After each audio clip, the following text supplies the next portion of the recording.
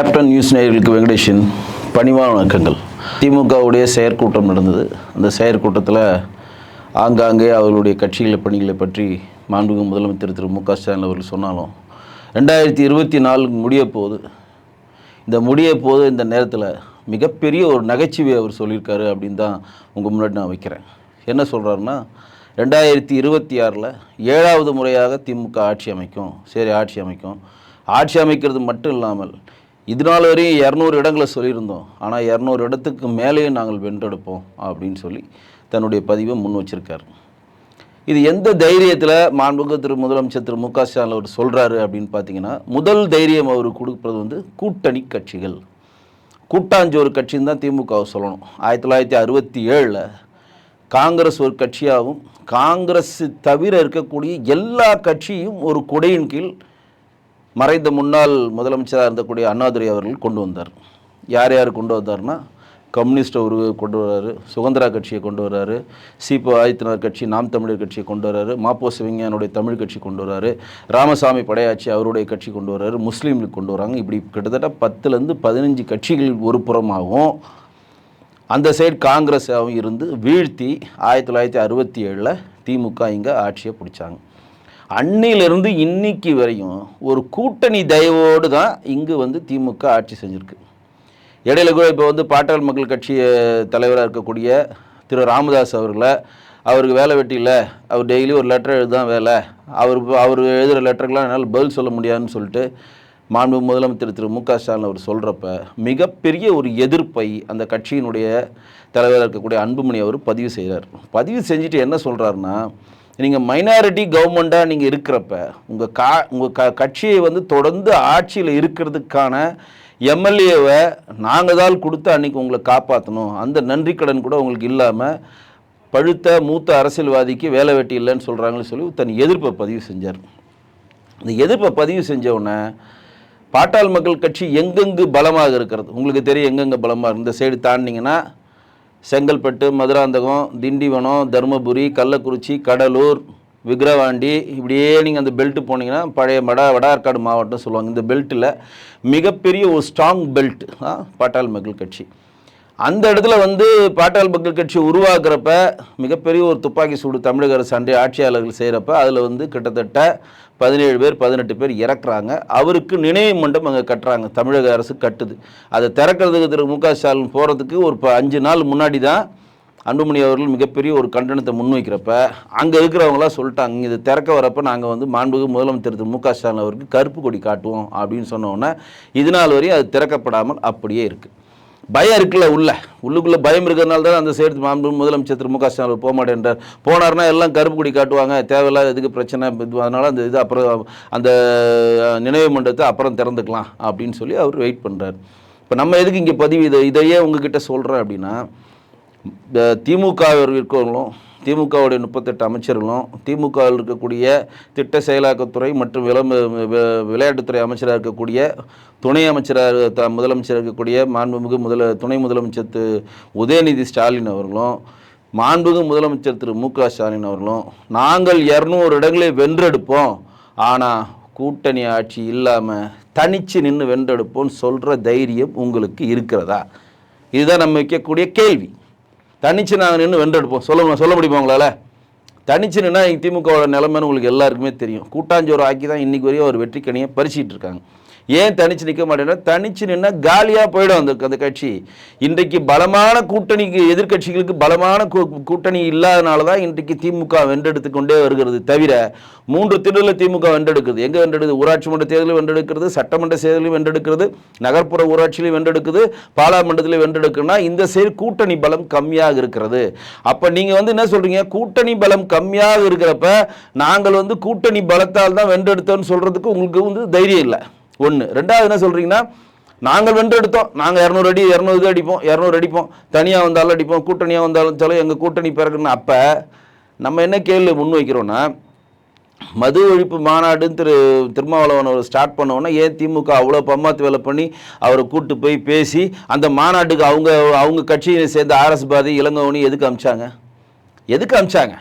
மது ஒழிப்பு மாநாடு இங்கே இருக்கக்கூடிய திமுக அரசாங்கம் எதுதான் நடத்துகிறாங்க விடுதலை சிறுத்தைகள். அந்த மாநாட்டுக்கு இவங்களே போயிட்டு அப்படியே திசை மாட்டுறாங்க.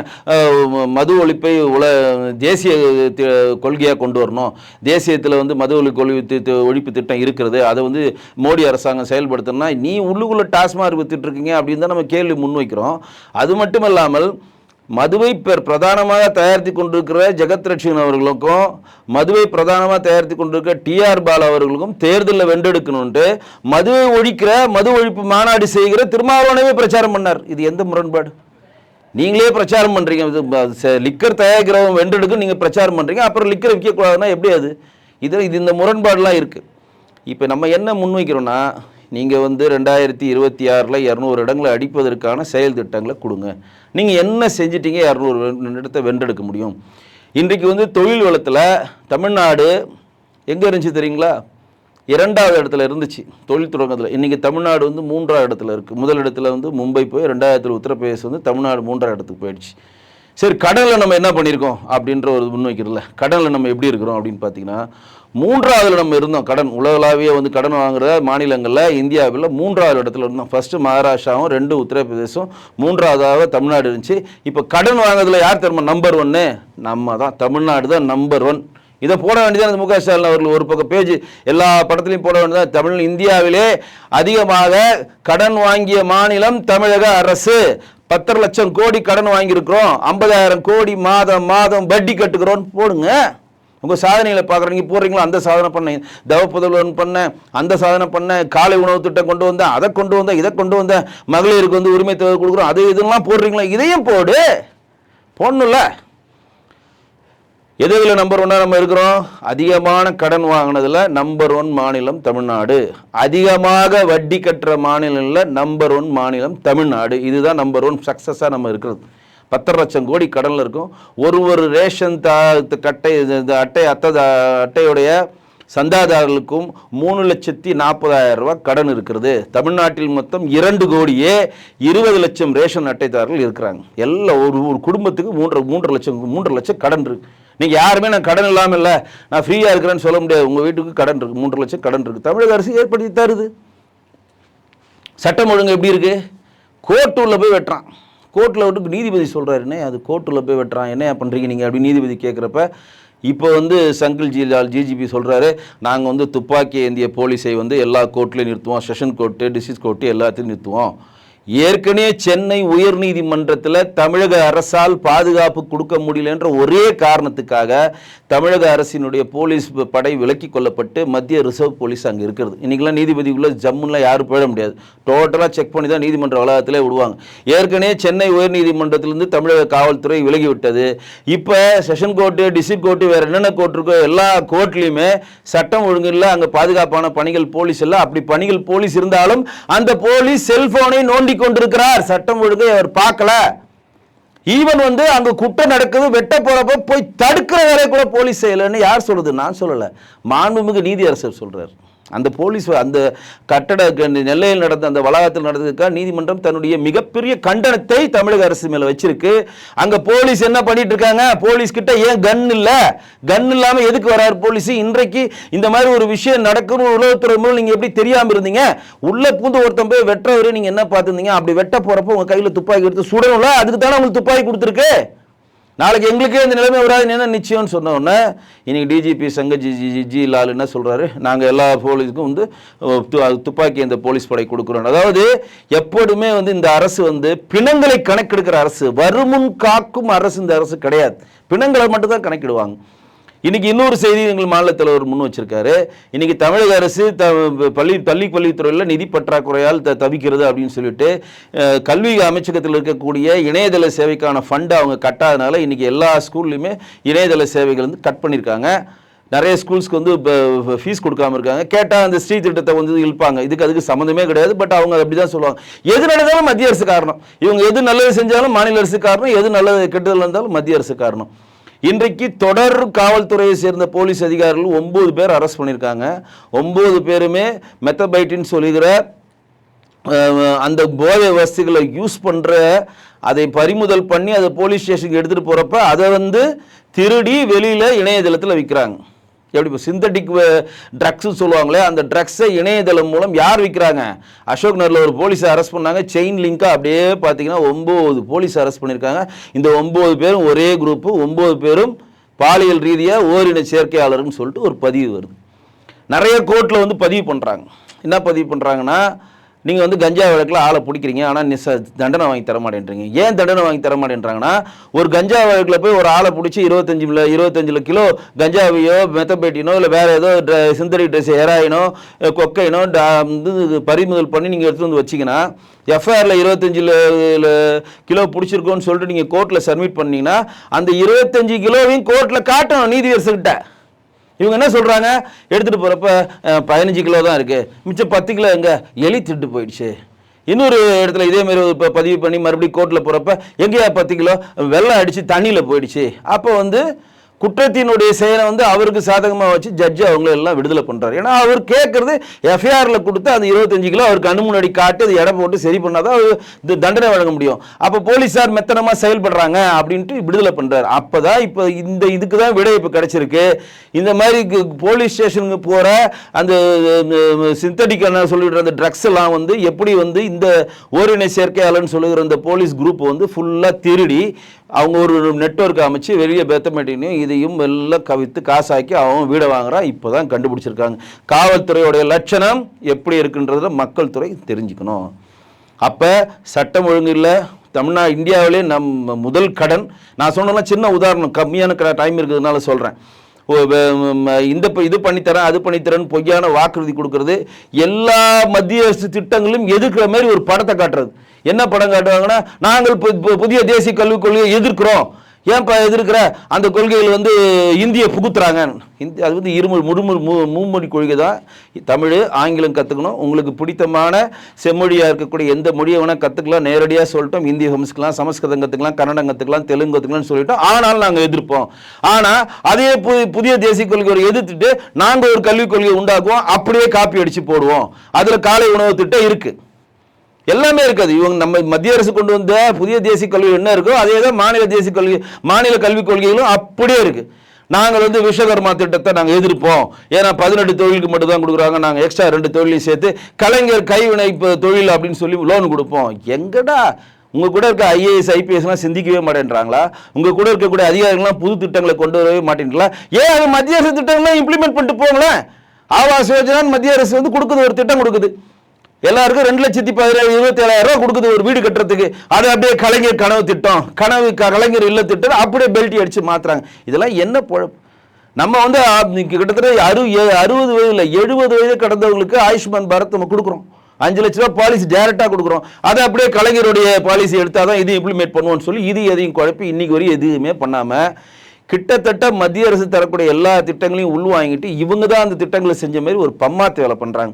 இங்க இருக்கக்கூடிய ரேஷன் கடையில் 20 கிலோ கொடுக்குற அந்த அரிசி கூட பிரதம மந்திரி கரிப் யோஜனா திட்டத்தின் மூலம் கொடுக்கப்படுவது இலவச அரிசி. சீலை குத்திக்கிட்டு நாங்கள் இலவசமா கொடுத்தோன்ட்டு படத்தை ஓட்டுறீங்க. அப்ப என்ன தைரியத்தில் மாண்பு முதலமைச்சர் திரு மு க ஸ்டாலின் அவர்கள் 200 தொகுதியில் வென்றெடுப்போம்னு சொல்றாருன்னு எனக்கு சுத்தமா புரியல. கூட்டணி கட்சிகள் இன்றைக்கு கூட இருக்கின்ற பலத்தில் கூட்டணி கட்சிகள் மாற்று கட்சியை நோக்கி நகர ஆரம்பித்தால் திமுக செல்லா காசாகிவிடும். 7வது முறையில் இனிமேல் எந்த முறையும் திமுக ஜெயிக்க முடியாது. திமுக மாண்புமிகு முதலமைச்சர் திரு மு க ஸ்டாலின் அவர்களுக்கும் மாண்புமிகு துணை முதலமைச்சர் திரு உதயநிதி ஸ்டாலின் அவருக்கும் நேரடியாக வைக்கிறோம். ஏன்னா அவர் இப்போதான் கிறிஸ்தவ மதத்துக்கு மாறி இருக்கார், நேற்று தான் மாறினார். ஏன் இவ்வளோ நாள் மாறிட்டார்னா, விஜய் கட்சி ஆரம்பிச்சாரு, ஜோசப் விஜய்னு சொல்லி ஒரு ஓட்டு கேட்பாரு. அப்போ கிறிஸ்தவ மக்களுடைய ஓட்டுலாம் கிறிஸ்டின் ஓட்டுலாம் டைரக்டா விஜய்க்கு போயிடும். அப்போ ஜோசப் விஜய்ன்றதை ஹைலைட் பண்ணா இயேசு சபை ஹெல்ப் பண்ணி அவர் எப்படியாவது ஒரு 18% சிறுபான்மையர் ஓட்டுல இருக்கல ஒரு 7-8% கிறிஸ்தவ ஓட்டு இருக்கு. அதே எப்படின்னா மறைமாட்டு பண்ணிட்டாருன்னா அந்த கிறிஸ்தவ ஓட்டு நமக்கு வேணும். அப்ப என்ன பண்ணும், நான் கிறிஸ்தவனாக மாறிட்டேன் பாருங்க, நானும் கிறிஸ்தவன் தான், போன வருஷம் என் பொண்டாட்டி கிறிஸ்தவச்சின்னு சொன்னா இந்த வருஷம் நானும் கிறிஸ்தவனா மாறிட்டேன். உலகெங்கும் கொண்டாடப்படுற ஒரே பண்டிகை இதுல கிறிஸ்துமஸ். உலகெங்கும் கொண்டாடப்பட ஒரே பண்டிகை நியூ இயர். எப்ப கண்டுபிடிக்கிறார் திரு உதயநிதி ஸ்டாலின் அவர்கள்? 50 வயசுல கண்டுபிடிச்சு நமக்கு சொல்றாருப்பா, உலகெங்கும் நியூ இயர் கொண்டாடுறாங்க எங்களுக்கு தெரியாதா, உலகெங்கும் கிறிஸ்துமஸ் கொண்டாடுறாங்க எங்களுக்கு தெரியாதா, இப்பதான் கண்டுபிடிக்கிறார். ஏன்னா கிறிஸ்தவரா மாறிட்டார் அவர். இது எப்படி மடைமாற்றி எப்படி மதத்தை வைத்து அரசியல் பண்ண கேட்டால் பிஜேபி மத அரசியல் செய்யுது, பிஜேபி மத அரசியல் செய்யுது. யார் மத அரசியல் செய்யுது? நீ தான் போய் உட்காந்து நான் கிறிஸ்டியன் சொல்லி அந்த ஓட்டு வங்கிக்காக சொல்கிற. நீ தான் போய் இஸ்லாமியனோட ரம்ஜான் கமத்தில் போய் குல்லாவை போட்டு கஞ்சி குடிச்சு நான் இனி வந்து இஸ்லாமியர்ன்ற இந்த ஓட்டுக்காக ஏன் நீங்கள் பச்சோந்தியமாக நிறமாறுகிறன்ற கேள்வி எழுதா இல்லையா? அப்போ இங்கே இருக்கக்கூடிய இங்கு வங்க தேசத்தில் நம்ம இந்து தொப்புள் கொடிகள் அடித்து நொறுக்கப்படுவார். இஸ்கான் பேர் சொன்னாவே அடிக்கிறான், உள்ள போடுறான். நீதிபதியில ஜெயில போடுறாங்க. இஸ்கான் அமைப்பை சேர்ந்த ஜெயில போட்டு அவர் ஆஜராகிறதுக்கு ஒரு நீதிபதி வரமாட்டேன்றாயா? ஒரு நீதிபதி வரல, அவருக்காக வாதாடாரு. ஏன்னா அங்கே இருக்கக்கூடிய நீதிமன்றத்தில் ஆளெல்லாம் சேர்ந்து வச்சு இவருக்கு நீதி பெற்று தரக்கூடாதுன்றதுல தெளிவாக இருக்குது. அந்த அரசாங்கத்தை சேர்ந்த அந்த அரசு ஒரு பிரைவேட்டாக ஒரு நீதிபதி ஒரு வக்கீலை நியமித்து அதுக்கான வழக்க வாதாடுறதுக்கான வேலையை பண்ண மாட்டேன்றது. அந்த அளவு இந்துக்கள் நசுக்கப்படுகிறார்கள், கொல்லப்படுகிறார்கள், உடைமையில் அளிக்கப்படுகிறது, கோயில்கள் இடிக்கப்படுகிறது. அதற்கு கண்டன ஆர்ப்பாட்டம் பிஜேபி கேட்குது. பிஜேபி இந்து முன்னணி சேர்ந்து நாங்கள் வந்து தமிழ்நாடு ஃபுல்லாக கண்டன ஆர்ப்பாட்டம் பண்ணுறோம். பங்களாதேஷில் இந்துக்கள் தாக்கப்படுறாங்க, அனுமதி கொடுனா அந்த அனுமதி கொடுக்க மறுக்கிற இந்த மானங்கட்ட திமுக அரசு 58 பேரை கொண்டார். பாஷான்னு அவரை கேட்டால் ஒருத்தன் போராடின்றான், ஒருத்தன் வந்து அப்பான்றான். பக்கா தீவிரவாதி. நான் சொல்லலை, உயர்நீதிமன்ற சொல்லிருக்கு, ஜாமீன் மருந்து சொல்லிருக்கு. நீங்க 58 பேர் கொள்வதற்கு காரணமா இருந்தார் நீ ஒரு தேச துரோகி, நீ ஒரு தீவிரவாதின்னு சொல்லி அவங்க வந்து முன் வச்சிருக்காங்க. அவருடைய இறப்புக்கு அனுமதி கொடுக்குறாங்க. 1000 பேர் போறாங்கன்னா இது எந்த ஒரு மானங்கட்ட அரசுன்றதை தயவு செய்து மக்கள் புரிஞ்சுக்கணும். தலையில் தண்ணி குடித்தாலும் கூட்டணி பலம் இல்லாமல் திமுக 2024 வெற்றி பெறாது அப்படின்றத தெளிவாக நாங்கள் சொல்லி விரும்புகிறோம். மீண்டும் நல்ல நிகழ்வில் சந்திக்கிறேன். நன்றி, வணக்கம். துல்லியமாக தினசரி நடப்பு நிகழ்வுகளையும் கல்வி, விளையாட்டு, அரசியல், வாழ்க்கை முறை, மருத்துவம், தொழில்துறை, சினிமா, பொழுதுபோக்கு போன்ற பல்வேறு நிகழ்ச்சிகளையும் உடனுக்குடன் காண கேப்டன் டிவி மற்றும் கேப்டன் நியூஸ் சமூக வலைத்தள பக்கங்களோடு இணைந்திருங்கள். உங்கள் வணிகத்தை கேப்டன் டிவி மற்றும் கேப்டன் நியூஸில் விளம்பரத்தின் மூலம் மேம்படுத்த விருப்பமா? உடனே கீழே கொடுக்கப்படும் எண்ணிற்கு தொடர்பு கொள்ளுங்கள்.